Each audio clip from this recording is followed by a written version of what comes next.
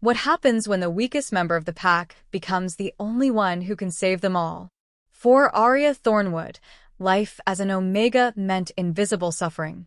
While the rest of Silvermoon Pack celebrated strength and dominance, she spent her days in the kitchen gardens, healing minor wounds the pack doctor deemed beneath his time, and avoiding the eyes of wolves who saw her as little more than a servant with a wolf inside. 23 years of bowing her head, of swallowing her words, of pretending the constant ache in her chest was normal. 23 years of watching other Omegas find their fated mates, while her own wolf remained silent, dormant, like a flame that had never been lit. But when Alpha Marcus Blackwood stood before the entire pack during the Harvest Moon ceremony and spoke the words that would shatter her world, everything changed. And what happens next, no one was prepared for. Especially not the ancient guardians who had been searching for her since the night she was born.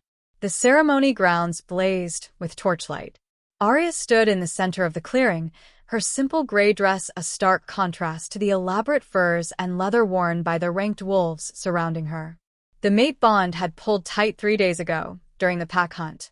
She'd felt it snap into place like a cord of pure starlight connecting her soul to Marcus Blackwood's, the most powerful alpha in the Northern Territories, destined to unite the fractured packs under one banner.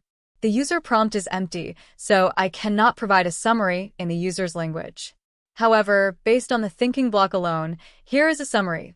Orchestrated narrative progression with sensory and hierarchical elements. Good start. I need to continue with the public rejection scene, establishing the hierarchy, showing her suffering, and building to the brutal moment. I need to include scent signatures and pack dynamics. Let me continue with the ceremony and rejection. For 72 hours, she'd dared to hope. Dared to imagine that perhaps the moon goddess had seen her suffering and blessed her with a miracle. She should have known better. Marcus stood on the raised stone platform, his massive frame radiating authority. His scent, forest fire and ozone, steel and dominance, rolled over the assembled wolves in waves. Every eye watched him, every breath held in anticipation. Silvermoon Pack, his voice carried across the clearing without effort. Tonight, the moon goddess has revealed my fated mate. Arya's heart hammered against her ribs. She could feel her parents watching from the crowd, her mother's tension, her father's rigid stillness. Something was wrong. Their scents, her mother's usual honey and herbs now soured with anxiety, her father's cedar and smoke sharp with fear. The bond is real, Marcus continued, his gray eyes finally landing on Arya. For a moment, something flickered in their depths. Regret? No. Calculation. I felt it form. I know the goddess's will. A wave of power washed over the clearing as he let his alpha presence expand. Wolves dropped their gazes. Even the betas shifted uncomfortably. But I am alpha. My mate must be worthy of standing beside me. She must be strong enough to bear my mark, powerful enough to rule at my side, respected enough to command the pack. The words fell like stones into still water, ripples of understanding spreading through the crowd. An Omega cannot be Luna. Time stopped. Arya felt the words before she understood them. Felt them like claws raking down her spine, like teeth closing around her throat. The bond between them pulsed once, twice, a living thing trying to hold them together. By the authority granted to me as Alpha of Silvermoon, witnessed by the pack and recognized by ancient law, Marcus's voice hardened, became formal, became final. I, Marcus Blackwood, reject you, Arya Thornwood, as my fated mate. The bond didn't break cleanly. It shredded. Arya's knees hit the ground before she could stop herself. The pain was beyond anything she'd imagined. Every nerve ending on fire, her wolf crying out in agony, a psychic scream that echoed through her mind. The scent of her anguish flooded the clearing, lavender turning acrid, morning dew evaporating into bitter steam, wildflowers wilting. She couldn't breathe, Couldn't think. could only kneel in the dirt while her soul tore itself apart. Stand up, Marcus's voice came from somewhere above her. Cold now. Distant. Accept the rejection. She couldn't. Her body wouldn't obey. The pain was too vast, too consuming. I said stand. Hands grabbed her arms, guards, their iron and leather scent overwhelming. They hauled her upright, held her swaying body between them while the pack watched. Some faces showed pity. Most showed relief. This was the natural order reasserting itself. Omegas belonged at the bottom. Through the haze of pain, Arya saw her standing beside Marcus on the platform. Celeste Ravenclaw. Beta blood, warrior trained, beautiful and cruel. Her scent, cinnamon and iron and blood, carried a note of triumph. Say the words, Marcus commanded. Arya's lips moved without conscious thought, her wolf too shattered to resist. I accept. The bond snapped completely. She screamed. The sound tore from her throat, raw and animal, as the last threads of connection between her and Marcus severed. Something inside her chest felt hollow, carved out, a wound that would never fully heal.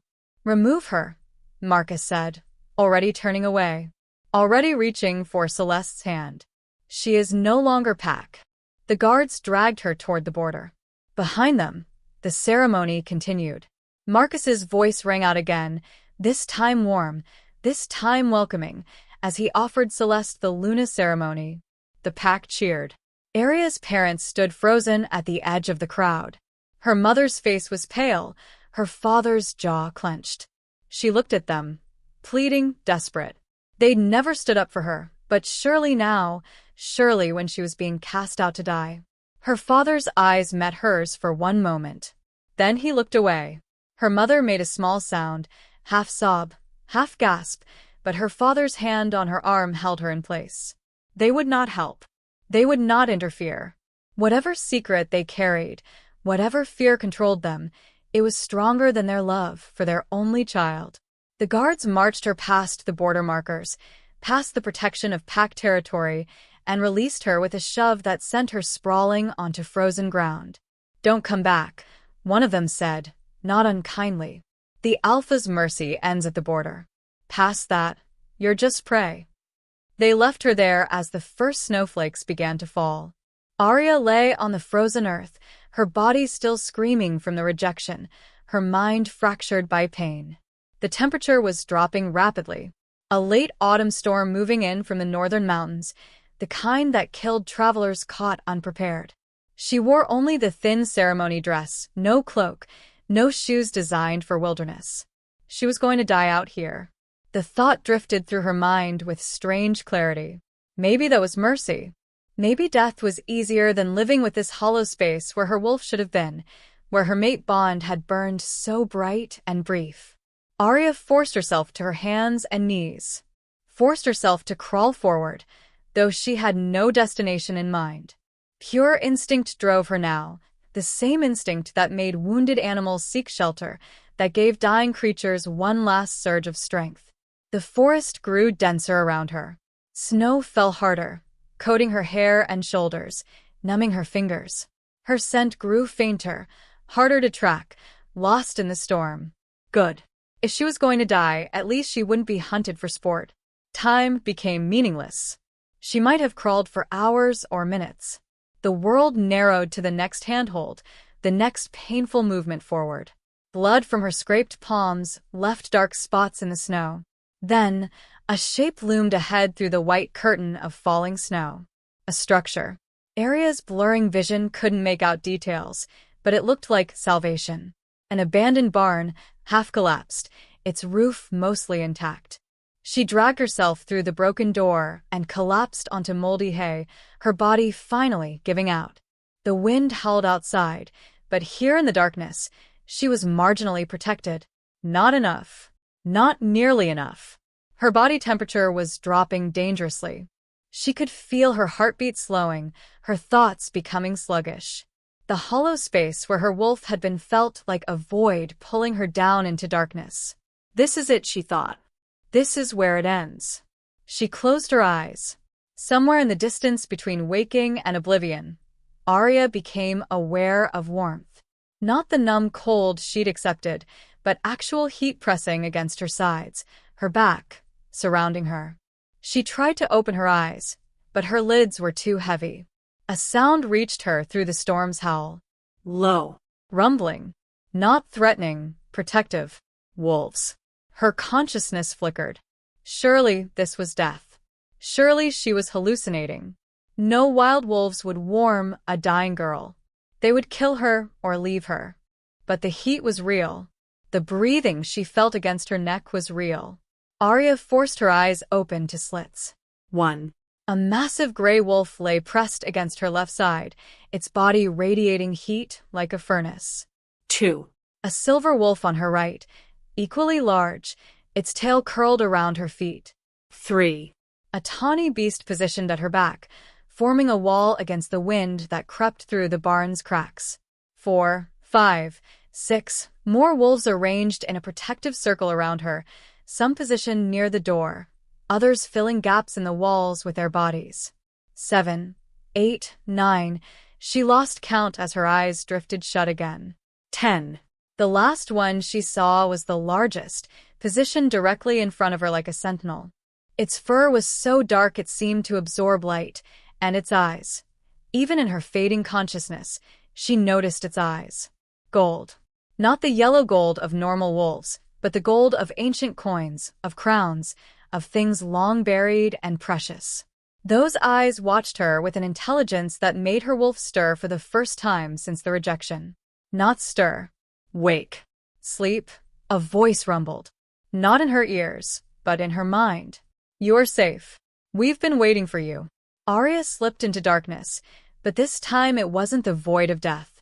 It was the deep, healing darkness of true sleep, protected by guardians she didn't understand. She woke slowly, awareness returning in layers. Warmth first, still surrounded, still protected. Then sound, breathing, the storm's howl fading to wind through trees. Then scent. Oh, gods, the scent. Aged oak and winter snow, pine forests older than memory, and underneath it all, the electric charge of a storm about to break. Power. Authority that made Marcus's alpha presence feel like a candle next to wildfire. Arya's eyes snapped open. The barn had more light now, pale dawn filtering through cracks in the walls.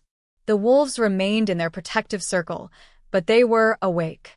Watching her. 10 pairs of eyes, 10 massive bodies, each one radiating a presence that made her damaged wolf cower and surge forward simultaneously. The largest, the black one with golden eyes, shifted position slightly. In a voice that resonated through her bones, it spoke again. Not a voice. Mind speech.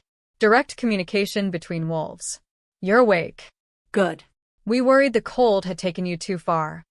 Arya's throat was too dry to speak aloud. She tried anyway. What? Who? I am Chaol Stormborn, commander of the Shadow Guard. The black wolf's massive head tilted slightly. And you, Arya Thornwood, are the reason we've searched these territories for 23 years. The other wolves shifted, a wave of power washing over her as they all, in perfect synchronization, bowed their heads. We serve the matriarch, Chaol continued, as was prophesied, as was sworn, as we have waited since the old bloodlines faded. I don't understand. Arya's voice cracked. I'm nobody. I'm Omega. You're lied to. The silver wolf on her right spoke now, a female voice sharp and clear. Your power was bound when you were born, locked away by those who feared what you would become. Thorn, Chaol said, a note of warning in his tone. She deserves the truth, the silver wolf, Thorn retorted. The rejection shattered the binding. Can't you feel it, matriarch? Your wolf waking after a lifetime of imposed sleep. Arya could feel it. That stirring she'd noticed last night, that presence in her mind that had never been there before. Not gone. Not dormant. Absent. And now returning. We can explain everything, Chaol said, his golden eyes locked on hers. But first you need to shift. Your wolf has been caged too long. Let her out. I can't. The words came automatically, years of failure behind them. I've tried. I can't shift. You couldn't, the tawny wolf at her back corrected, his voice gentle. Past tense. Try again now. Arya closed her eyes, reached for that place inside herself, where her wolf should live. For 23 years, she'd found only emptiness there, a void that confirmed her status as broken, as lesser. Now something stirred in that darkness. Something that had been asleep, something that was waking with the fury of a force too long restrained. Her wolf opened eyes within her mind. The barn exploded with light.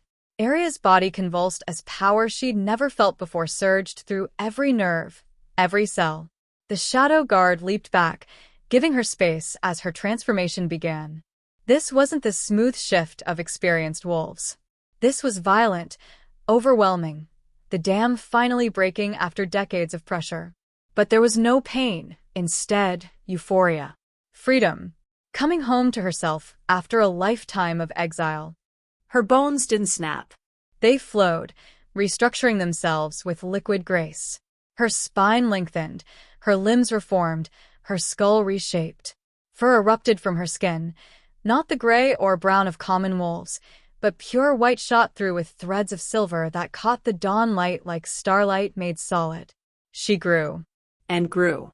And kept growing until she towered over the largest of the Shadow Guard, her shoulders broader, her frame more powerful than any alpha she'd ever seen.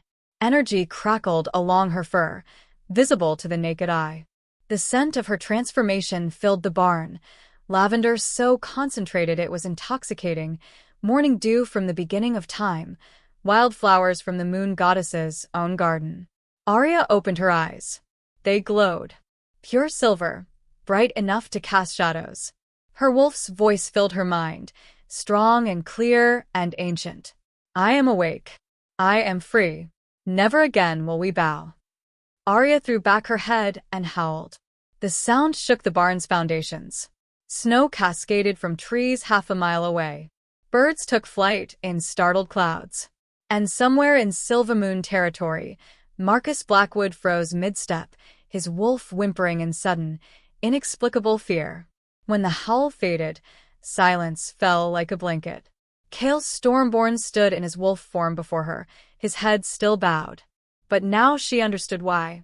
Not submission. Reverence. Welcome, matriarch, he said. You are everything the prophecy promised. Arya's wolf sat back on her haunches, still adjusting to the sheer size and power of her new form. Questions tumbled through her mind, but one rose above the rest. What did my parents do to me? The Shadow Guard exchanged glances.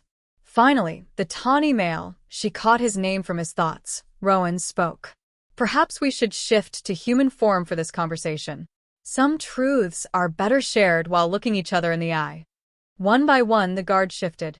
The transformation revealed warriors in their prime, hard-muscled, scarred, each carrying themselves with the confidence of centuries of battle. They wore simple traveling clothes, well-worn but quality. Chaol was the last to shift. His human form matched his wolf's presence, tall, broad-shouldered, with black hair shot through with silver despite his apparent age of mid-30s. Scars crisscrossed his arms, and one ran down the left side of his face. His eyes remained gold, unsettling and beautiful. Try shifting back, he said gently. Your wolf knows the way now. Arya focused, and found the transition surprisingly natural. One moment, massive wolf. The next, human again, naked, shivering in the cold barn. Thorn, in her human form a scarred woman with silver blonde hair and sharp features, tossed her a cloak. Welcome back. Now sit. This story will take some time. They arranged themselves in a circle, the guards surrounding Arya like protective shadows. Chaol settled cross-legged across from her, his posture relaxed, but his attention absolute. 23 years ago, he began, the prophecy revealed itself through a dozen seers in packs across the northern territories. They all spoke the same words. When the moon runs crimson and the old blood wakes, the matriarch will rise from chains unseen. Born of wolves who walk the mortal path, she will come when the world has forgotten her name. Born an Omega, she will rise an Alpha of Alphas. Rejected by pride, she will be claimed by destiny. Her power will shake the mountains. Her mercy will heal the broken. Her justice will humble the mighty. She will be marked by silver light, attended by the 10 who never fell, and she will restore what was lost when the first packs faded. The words settled into Arya's bones like missing pieces clicking into place. The seers died after speaking, Chaol continued. All of them, within hours. Their prophecies were written down, shared among the old bloodlines. Most dismissed it as myth. But we, he gestured to the guard, knew better. We are what remains of the first guard, sworn to protect the matriarch when she rose. We've lived for over 3 centuries, searching, waiting. 300 years. Arya's voice came out as a whisper. We cannot die until our oath is fulfilled, Thorne said matter-of-factly. Believe me, some of us have tried during the boring centuries. A few of the guard chuckled, tension breaking slightly. When you were born, Chaol continued, his voice softening, we felt it. A pulse of power that reached across hundreds of miles. We came to Silvermoon, but your parents? He paused, choosing words carefully. They were terrified. A matriarch meant change. Meant upheaval. Meant their quiet Omega lives would be destroyed. They bound my power. Arya's hands clenched in the cloak. Their own daughter. They hired a witch from the human lands, Rowan explained, his gentle voice at odds with his scarred warrior's frame. A binding that would seal your wolf, make her seem dormant, trap your power so deep you'd never access it. It was meant to last your entire life. But they didn't account for a fated mate rejection, a younger guard member added, thin. She caught from his mind, barely a century old.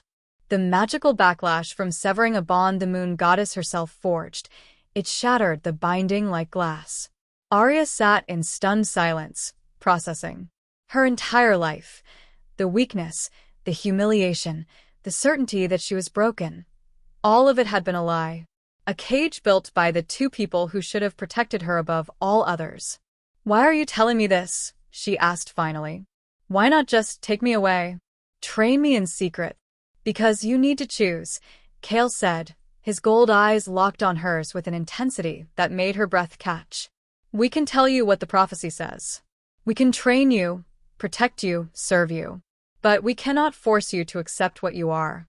The matriarch must claim her power willingly, or it means nothing. What if I don't want it? The question escaped before she could stop it. What if I just want to be left alone? Silence. Then Thorne laughed, sharp and bright. Then you'd be the first person in history to gain godlike power and choose to hide. But I don't think that's what you really want. She leaned forward, her gray eyes sharp. I think you want to make them pay. I think you want to stand in front of the bastard who rejected you and show him exactly what he threw away. Am I wrong? Arya's wolf stirred, a growl building in her chest. Not wrong. Not even a little bit wrong. The matriarch doesn't seek vengeance, Chaol said, shooting Thorne a warning look. But she does seek justice. For herself, and for all those the current system has crushed. He stood, extended a hand to help Arya up. She took it, surprised by the warmth of his touch, by the way her wolf settled at the contact. Train with us, he said. Learn what you are. Discover your abilities. When you're ready, and only when you're ready, we'll return to the packs. But know this, the world will change whether you claim your power or not. The prophecy is already in motion. The only question is whether you'll lead that change or be swept along by it. Arya looked around at the 10 warriors surrounding her. The Shadow Guard. Her guard. Protectors who'd waited centuries for her birth. She thought of Marcus's cold rejection. Of Celeste's triumphant smile. Of her parents' cowardice. Of every wolf who'd treated her as less than, as broken, as nothing. Her wolf's voice resonated through her mind, strong and certain. We are not nothing. We never were. And they will learn that truth. Arya met Chaol's golden gaze and spoke with a certainty she'd never felt before. Teach me everything. Days turned to weeks in the wilderness beyond pack territories. The Shadow Guard established a camp in a hidden valley, protected by ancient wards that made it invisible to outside wolves. They built shelters, established training grounds, and set watch rotations with military precision. Arya learned. She learned to control her shift, to flow between forms as easily as breathing. Kale drilled her relentlessly, pushing her through transformation after transformation until she could manage it in seconds, until she could hold a partial shift, claws while human, or human speech while wolf. Your size is an advantage, he explained during one session, his wolf form circling her larger one. But size means nothing if you can't move. Again, faster. She learned from Thorn how to fight. The scarred woman was merciless, exploiting every opening, punishing every mistake. You're stronger than any alpha alive, Thorn said, wiping blood from a split lip Arya had managed to land. But strength without skill is just flailing. Use your brain, not just your power. Rowan taught her the gentler arts. How to sense emotions through scent, how to project calm or authority, how to read the pack bonds that connected wolves to each other. You're naturally empathic, he said, watching her close her eyes and describe each guard member's emotional state. That's rare, even among powerful wolves. Don't dismiss it as weak. Sometimes understanding is more powerful than force. She discovered her healing ability by accident when Finn took a nasty gash during sparring. Without thinking, Arya laid her hand over the wound and felt energy flow from her core into him. The flesh knitted back together in seconds, leaving only a faint scar. Matriarchs of old could heal anything short of death, Kale told her afterward, watching her with an expression she couldn't quite read. You're already manifesting abilities that should take decades to develop. But it was the mental abilities that surprised her most. The command voice that could freeze wolves in their tracks, that could compel obedience from anyone with wolf blood. She'd used it on a young guard member, Ash, during a training exercise, and he dropped to his knees instantly, unable to resist. Careful with that, Kale had warned, helping a shaken Ash to his feet. Command is a tool, not a toy. Use it sparingly, or you'll become a tyrant. The guard became her family in ways her blood family never had. Each night, they gathered around the fire, sharing stories and laughter. Thorn's dry humor, Rowan's gentle wisdom, Finn's enthusiastic energy, Ash's quiet loyalty. She learned all 10 names, all 10 stories, all 10 scents until they were as familiar as her own heartbeat. And Kale. Kale was different. He trained her hardest, demanded the most, accepted no excuses. But he was also the first to praise genuine progress, the first to notice when she needed rest, the first to step between her and danger during the few times rogue wolves stumbled too close to camp. His scent, aged oak, winter snow, pine, storm, became the one she noticed first when waking, the one she missed when he took watch duty on the far perimeter. One night, weeks into her training, he found her sitting on a boulder overlooking the valley, unable to sleep. Your control has improved dramatically, he said, settling beside her without asking. You shifted 4 times today, without visible effort.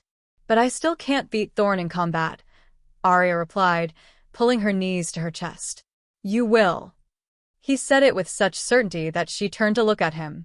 She has 3 centuries of experience. You have raw power and natural talent. Give yourself time. They sat in comfortable silence for a moment. Then Arya spoke the question that had been building for days. The prophecy mentions the 10 who never fell. What does that mean? Kale's jaw tightened slightly. When the original packs fractured, when the matriarchs disappeared from the world, many of the first guard fell to corruption. Power without purpose makes monsters. But 10 of us, we held to our oaths. We remained true, even when it meant exile, even when it meant watching the world we'd sworn to protect destroy itself slowly. You've waited 300 years for me. The weight of that pressed down on her. What if I'm not what you expected? What if I fail? He turned to face her fully, his gold eyes intense in the moonlight. You won't. You can't know that. I can. He reached out slowly, giving her time to pull away, and tucked a strand of hair behind her ear. His fingers lingered for just a moment against her cheek. Because you've already proven yourself. You survived what would have killed weaker wolves. You chose to train instead of hiding. You ask questions instead of assuming you know everything. You worry about failing, which means you care enough to try. Arya's breath caught. The touch, the words, the intensity of his gaze, it was too much and not enough all at once. Besides, he continued, a slight smile playing at his lips as he drew back, the prophecy was quite specific. You are the matriarch. That's not a title we grant. It's what you are, whether you claim it or not. Then help me claim it, she whispered. All the way. His smile widened, showing teeth. That's the plan. The scout found them on the 7th week. Arya sensed him before the guard did, a foreign scent on the wind, fear and determination mingled. She alerted Chaol with a thought, their mental connection grown strong enough for wordless communication. The shadow guard mobilized instantly. Within seconds, they had the intruder surrounded, a young beta male, barely out of adolescence, wearing Silvermoon colors. Mercy, he gasped, dropping to his belly in submission. I come with a message for the matriarch. Arya approached in her human form, flanked by Chaol and Thorn. How do you know that title? The rumors, matriarch. He kept his eyes down, trembling. They say a white wolf larger than any alpha has been seen in these territories. They say the rejected Omega didn't die. They say, he swallowed hard, they say you're going to destroy Silvermoon Pack. Who sent you? Chaol's voice could have frozen fire. No one, I swear. I came on my own. Because. The boy's sense spiked with genuine grief. Because my sister is Omega. And Alpha Marcus just announced she's been pledged to a 60-year-old Alpha from the Eastern Territories. She's 15. And I thought, if the stories are true, if you're real? Arya's wolf snarled in her mind. 15. A child. What's your name? She asked, keeping her voice gentle. Cole, matriarch. Cole Riverstone. Cole, I need you to listen very carefully. She crouched down to his level. Go back to Silvermoon. Tell Marcus that the matriarch is coming. Tell him she requires an audience at the old meeting grounds 3 days from now at midday. Tell him that all packs in the Northern Territories are invited to witness. Can you do that? Yes, matriarch. His scent bloomed with hope. Should I tell my sister? Tell your sister to hold on just a little longer. Help is coming. After Cole left, the guard assembled around her. This is it, Thorn said, cracking her knuckles. Time to remind these arrogant pups what real wolves look like. We need strategy, Rowan countered. Not just a show of force. We need both, Arya said, surprised by the certainty in her own voice. Chaol, can you send word to the other ancient bloodlines? Tell them the matriarch has risen and request their presence as witnesses. He nodded slowly, a fierce pride in his eyes. It will be done. Thorn, work with me on combat scenarios. If Marcus brings warriors, and he will, I need to be ready. Now you're talking, the silver-haired woman grinned. Arya looked around at her guard, her family, her strength. 3 days. We change everything in 3 days. The old meeting ground sat on neutral territory, a massive clearing ringed by ancient stones. Traditionally, it was where disputes between packs were settled, where treaties were signed, where the old ways still held sway. By the time Arya and the Shadow Guard arrived, hundreds of wolves had already gathered. Marcus stood at the center with Celeste beside him, surrounded by Silvermoon's finest warriors. But they weren't alone. Arya counted wolves from at least 6 other packs, their colors and scents mixing in the crowd. Word had spread fast. She also saw her parents, standing at the edge of Silvermoon's contingent, their faces pale. The Shadow Guard emerged from the tree line in formation, their massive wolf forms moving in perfect synchronization. But they stopped at the clearing's edge, forming a corridor. Arya walked through them in her human form, wearing simple leather armor Rowan had crafted, her white hair unbound and flowing past her shoulders. She'd chosen to arrive as human first. Let them see her face. Let them remember who they'd thrown away. The crowd parted before her like water, wolves instinctively backing away from the power radiating from her presence. Marcus's eyes widened in recognition, then narrowed in anger. You were banished, Omega. You have no right. I have every right. Arya's voice carried across the clearing without effort, amplified by her power. By ancient law, any wolf may request audience at the old meeting grounds. Or have you forgotten the traditions in your rush to crown yourself king of the North? Murmurs rippled through the crowd. Marcus's face flushed. You're supposed to be dead, Celeste hissed, stepping forward. Weak little Omega. Couldn't even survive a winter storm. Careful. The word cracked like a whip. Arya didn't raise her voice, but every wolf present felt the command behind it. You're standing before the matriarch. Show respect or be silent. Celeste's mouth snapped shut, her wolf forcing obedience despite her human mind's resistance. Matriarch. Marcus forced a laugh. That's a children's story. A myth. Then I suppose I'm a myth too, a new voice said. From the opposite tree line, an elderly wolf approached.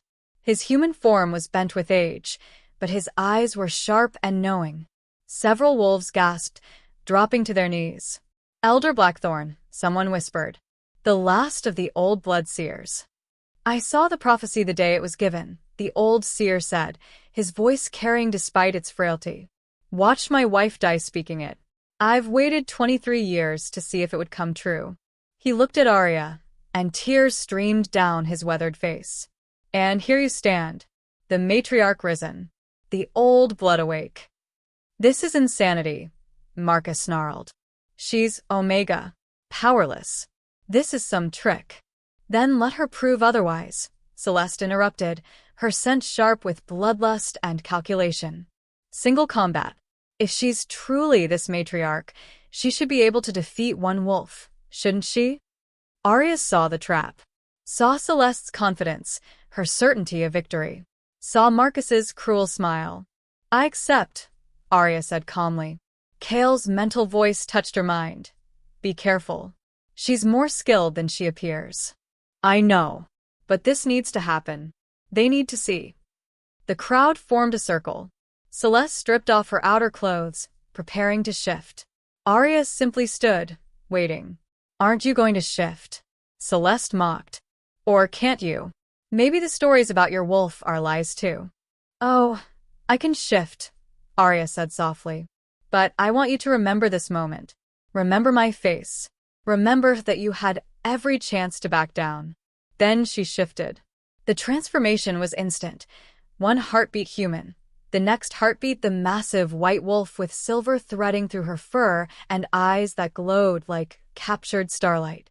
She towered over Celeste's brown warrior wolf, her presence making the other female's submission instinct scream. Celeste attacked anyway, credit to her courage if not her intelligence. She was fast, well-trained. Her teeth went for Arya's throat in a move that had probably won her dozens of fights. Arya caught her by the scruff and threw her. Not hard enough to kill.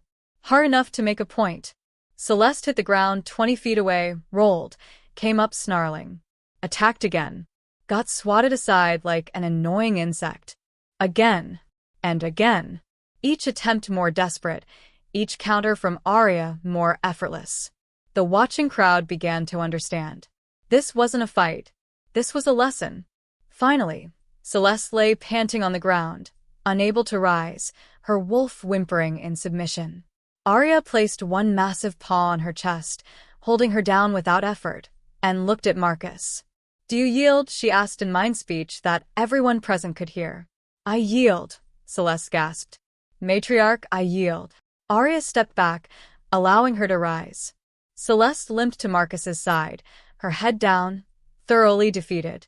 Now, Arya said, her voice rolling across the clearing like thunder, shall we discuss why you're selling children to old males for territorial alliances?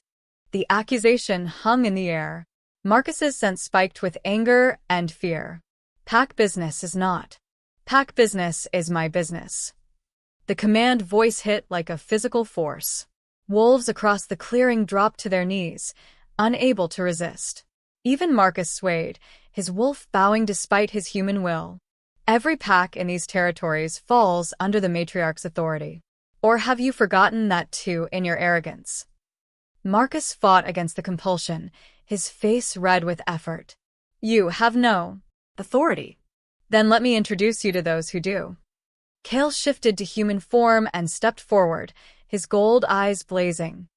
I am Kale Stormborn, commander of the Shadow Guard, sworn protector of the matriarch by oath older than your pack's founding. Do you contest my authority? 9 other voices joined his as the Shadow Guard shifted, one by one, revealing their human forms. I am Thorn Silverwind, first blade of the Shadow Guard. I am Rowan Earthshield, first healer of the Shadow Guard. Each name carried weight, recognition sparking in the eyes of older wolves who remembered the stories. Impossible, Marcus breathed. The Shadow Guard fell centuries ago. We never fell, Kale said coldly. We waited. And now our wait is over. He nodded to Arya. She shifted back to human, standing before Marcus in her leather armor, her white hair wild, her silver eyes bright. You made a mistake, Marcus Blackwood, she said softly. Dangerously. You didn't just reject a fated mate. You rejected a bond the moon goddess forged specifically to teach you humility. To show you that strength comes in forms you don't recognize. To prepare you to support the matriarch when she rose. She stepped closer. He tried to back away and found himself frozen by her presence. But you chose pride over destiny. Ambition over wisdom. You chose to throw away the greatest gift you would ever receive because I didn't fit your image of strength. Arya's power flared, visible as silver light dancing along her skin. So, let me show you what you threw away. She raised her arms, and her power expanded outward in a wave. Every wolf in the clearing felt it, the sheer magnitude of her strength, the depth of her abilities, the certainty of her authority. It washed over them like a tide, undeniable and absolute. When it faded, Marcus was on his knees, tears streaming down his face, his wolf howling in grief at what he'd lost. I declare new law, Arya announced, her voice carrying to every corner of the clearing. No child under 18 will be forced into mate bonds or marriages. Any alpha who violates this law will answer to me personally. Cheers erupted from younger wolves. She continued. No Omega will be treated as servant or slave. They will be valued for their gifts, healing, empathy, stability. Any pack that abuses its Omegas will lose my protection. More cheers. Parents clutching Omega children in relief. And any alpha who rejects a fated mate must present their reasoning to a council of their peers. The moon goddess's bonds are sacred. They will be treated as such. She looked at her parents, standing frozen in the crowd. But I also decree mercy. Those who acted from fear, who sought to protect in ways misguided, will have a chance to atone. Not through words, through action. Her mother sobbed, her father's head bowed. I am the matriarch, Arya declared, her power making the very air shimmer. This is my territory now. These packs, these lands, these wolves, all under my protection. I will defend the weak. I will humble the proud. I will restore what was lost when the old ways faded. She shifted one final time, her massive white wolf form towering over the assembly. I am risen. Let those who would challenge my authority step forward now. Silence. Then, one by one, wolves across the clearing began to kneel. First the Shadow Guard, though they'd never truly risen. Then Elder Blackthorn. Then warriors from other packs. Then Silvermoon wolves, including many who'd watched her rejection and done nothing. Finally, Marcus himself bent his knee, his wolf completely submitting to her authority. Only one figure remained standing. Kale, in his human form, walked through the kneeling wolves until he stood before Arya. He didn't kneel. Instead, he placed one hand over his heart and spoke words in a language older than the common tongue. From this day until my last, I stand at your side. Not as master and servant, but as equals. As partners. As chosen mates, if you will have me. Arya shifted back to human, her heart pounding. The prophecy says you'll be attended by the 10 who never fell. It doesn't say you'll be alone. His gold eyes searched hers. I've waited 3 centuries for you, Arya Thornwood. Not because you're the matriarch, though you are. But because when I first saw you dying in that barn, surrounded by storm and darkness, I felt something I'd thought lost forever. Hope. Purpose. Home. He held out his hand. You don't need me. You're powerful enough to rule alone. But I'm asking anyway. Will you let me stand beside you? Not above you, not below you, but with you? Arya looked at his scarred hand, thought of his patient training, his fierce protectiveness, his quiet strength. Thought of how his scent made her wolf purr, how his presence calmed her, how his voice was the first she wanted to hear each morning. This wasn't a fated bond forced by the moon goddess. This was choice. Free will. Partnership. She took his hand and felt rightness settle into her bones. I choose you, she said. Chaol Stormborn, commander of my guard. I choose you as my mate. The bond that formed wasn't like the one with Marcus, forced and painful. This one was gentle, a golden thread weaving between their souls, strengthening what was already there. She felt his emotions mix with hers, his strength bolster her power, his certainty calm her doubts. Chaol pulled her close and kissed her, there in the center of the clearing, surrounded by witnesses. When they broke apart, his eyes were suspiciously bright. My matriarch, he whispered. My mate, she replied. The assembled wolves erupted in howls of celebration. The old ways had returned. The matriarch had risen. And a new era had begun. Epilogue. 6 months later, Arya stood on the balcony of the newly built matriarch's hall, watching the sun set over territories that now thrived under new laws. Packs that had been on the brink of war now traded peacefully. Omegas who'd been slaves now trained as healers and teachers. Children played without fear of being sold to strangers. Cole's sister was safe, working in the matriarch's own household, learning healing arts from Rowan. Marcus served as her enforcer now, his arrogance tempered by harsh lessons, his strength turned toward protection instead of domination. Some mistakes could be atoned for if the wolf worked hard enough. Her parents had been given roles maintaining the archives, recording the new history. They'd wept when she'd forgiven them, but she'd made clear, forgiveness wasn't forgetting. They'd earned back her trust through years of service. Chaol's arms wrapped around her from behind, his chin resting on her shoulder. Penny for your thoughts, my queen.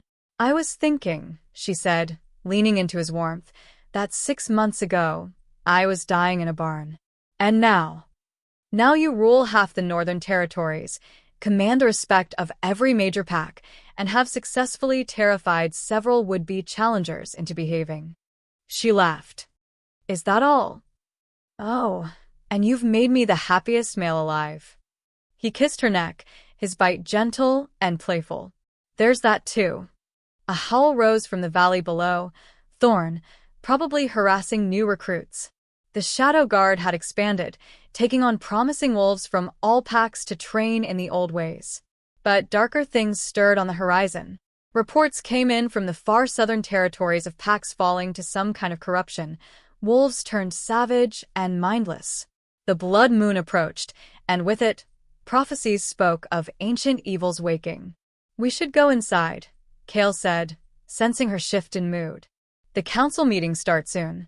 I know. But Arya stayed a moment longer, watching the sun paint the sky in shades of crimson and gold.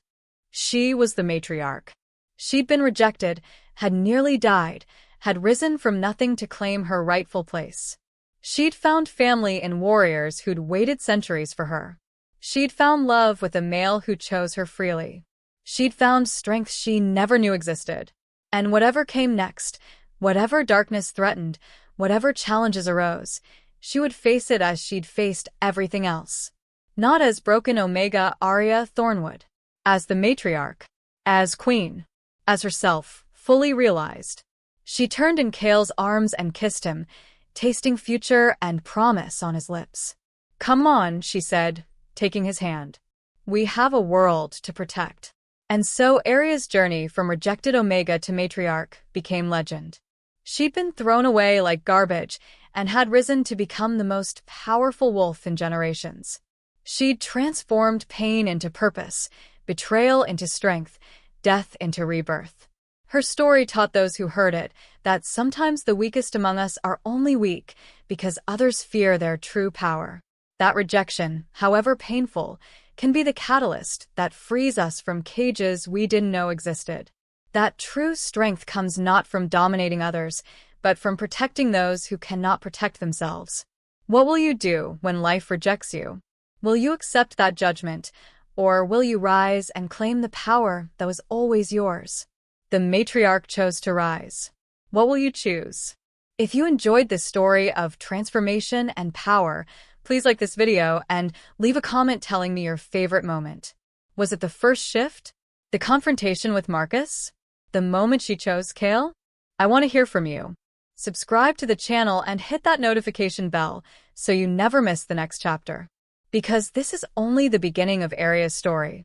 The blood moon approaches, ancient evils are waking, and the matriarch will need every bit of her power and her new family to survive what comes next. Thank you for listening to this tale of rejection, redemption, and the rise of the matriarch.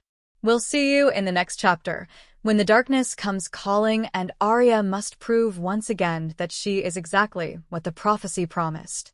Until then, remember, you are stronger than anyone who tried to diminish you. You are more powerful than the chains that bind you. And sometimes, rejection is just destiny clearing the path.